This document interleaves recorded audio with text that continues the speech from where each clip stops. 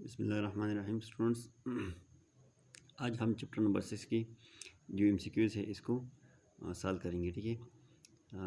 जो पहला एमसीक्यूज़ है हमारे पास वो है the chemical which are involve as a catalyst inside the living bodies are carbohydrates, protein, fats and starches. अब यहाँ पे हमारे पास जो केमिकल होता है या मॉलिक्यूल होता है इनसाइड द लिविंग सेल और वो केमिकल रिएक्शन को स्पीड अप कराता है, तो वो क्या है, ये कैटलिस्ट के तौर पे काम कर लेता है। तो वो होता है एंजाइम। यहाँ पे एंजाइम का ऑप्शन नहीं है, लेकिन हमारे पास सारे एंजाइम जो होते हैं वो प्रोटीन इन नेचर होती है। ठीक है। सारे एंजाइम क्या है, ये प्रोटीन से बनी होती है, प्रोटीन होती है, तो इसमें सी ऑप्शन ठीक है। दूसरा जो एमसीक्यूज़ है, एंजाइम आर बायोलॉजिकल कैटलिस्ट। ये बायोलॉजिकल कैटलिस्ट है। Allow new chemical reaction to occur, ये गलत है। केमिकल रिएक्शन जो है ये न्यू केमिकल रिएक्शन अलाउ नहीं कर लेती। Are use during chemical reaction, ये भी गलत है, क्योंकि एंजाइम जो है ये केमिकल रिएक्शन में यूज़ नहीं होती। ये केमिकल रिएक्शन के बाद भी ओरिजिनल पोजीशन में होती है, ओरिजिनल कंडीशन में होती है। Alter the direction of chemical reaction के डायरेक्शन को चेंज कराते हैं, तो ये भी गलत है। Alter the rate of chemical reaction, ये ठीक है, क्योंकि ये एंजाइम जो है ये केमिकल रिएक्शन को स्पीड अप कराते हैं, केमिकल रिएक्शन की रेट को स्पीड अप कराते हैं, अल्टर कराते हैं। ठीक है। तो इसमें डी ऑप्शन ठीक है, सेकंड में डी। थर्ड जो एमसीक्यूज हमारे पास है, the graph below shows that the rate of enzyme catalysed reaction at its rate. अच्छा, यहाँ पे एक ग्राफ दिया हुआ है हमारे पास, ये नीचे टेम्परेचर है, यहाँ पे रेट ऑफ एंजाइम है। अब इसी ग्राफ पे हमारे पास क्या है, ये कुछ क्वेश्चन उन्होंने दिए हुए हैं। Increase when the temperature is increase, ये गलत है, क्योंकि the rate of chemical reaction increases when the temperature increases. लेकिन यहाँ पे क्या है, अप टू सर्टन पॉइंट, अगर उसी पॉइंट के बियॉन्ड भी टेम्परेचर इंक्रीज़ हो जाए तो ये केमिकल रिएक्शन वापस क्या होता है, डिक्रीज़ होता है। तो पहला क्या है, टेम्परेचर के साथ इंक्रीज़ होता है, लेकिन अप टू सर्टन पॉइंट यहाँ पे नहीं लिखा हुआ है, तो ये वाला ऑप्शन क्या है, ये गलत है। Decrease when the temperature is increase, ये decrease when the temperature is increase, लेकिन अप टू सम पॉइंट जब इंक्रीज़ होता है टेम्परेचर तो इसके साथ केमिकल रिएक्शन इंक्रीज़ होता है। फिर उसके बाद जो है increase in temperature decrease the rate of reaction. लेकिन यहाँ पे ये बात जो है नहीं की गई है कि up to certain point chemical reaction increase होता है और फिर उसके बाद क्या होता है, डिक्रीज़ होता है।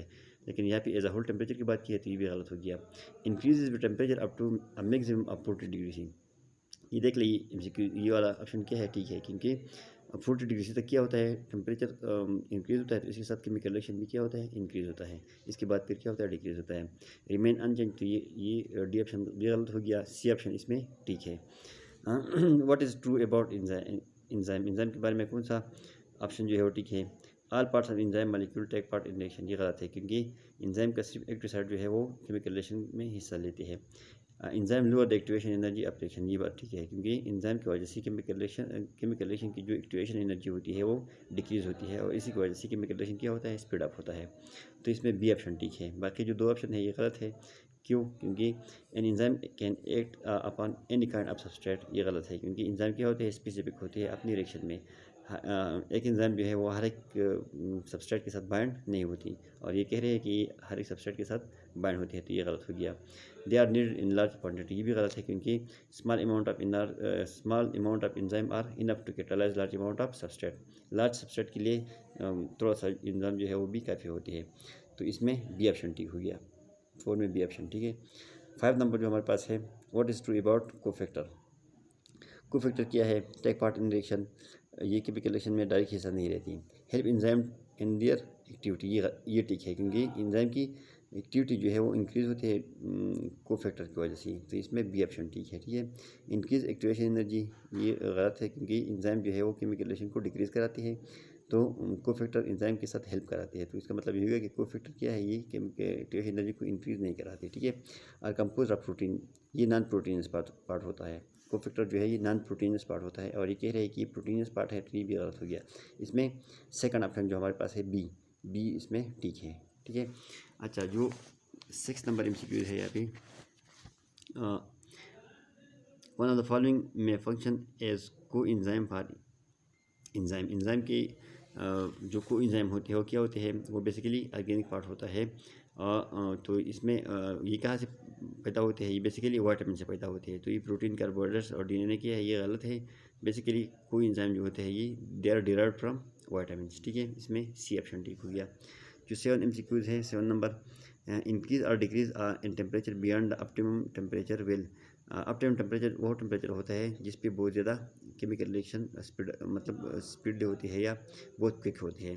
तो ऑप्टिमम टेम्परेचर से अगर हम नीचे आते हैं या ऊपर चले जाते हैं तो क्या होता है, increase the rate of reaction. ये गलत है, क्योंकि ऑप्टिमम टेम्परेचर से अगर हम नीचे आते हैं या ऊपर चले जाते हैं तो केमिकल रिएक्शन क्या होता है, डिक्रीज होता है। Decrease the rate of reaction, इसमें बी ऑप्शन ठीक है। ठीक है, अच्छा सी क्या कह रहा है, C number, not effect the rate of reaction, ये भी गलत हो गया।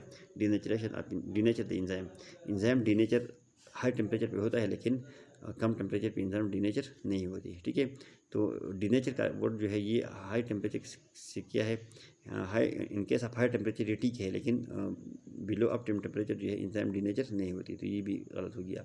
इसमें सेकंड ऑप्शन जो हमारे पास बी ऑप्शन है ये ठीक है।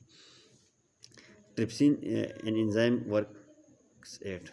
अच्छा, ट्रिप्सिन जो है, ट्रिप्सिन हमारी स्टमक में पैदा होता है और ट्रिप्सिन जो है ये हमारी इंटेस्टाइन में काम कर लेती है। ठीक है, तो हमारे इंटेस्टाइन में जो खुराक होती है ज़्यादातर अल्कलाइन होता है, मतलब बेसिक होता है। ठीक है, तो ये अल्कलाइन पीएच में बहुत अच्छे तरीके से काम कर सकता है। ये एसिड में नहीं कर सकती, ये न्यूट्रल में भी मतलब उस तरह काम नहीं कर सकती जिस तरह अल्कलाइन मीडियम में कर सकती है। ठीक है, pH does not effect the it's activity, ये भी गलत है क्योंकि पीएच के साथ इसका रिलेशन है।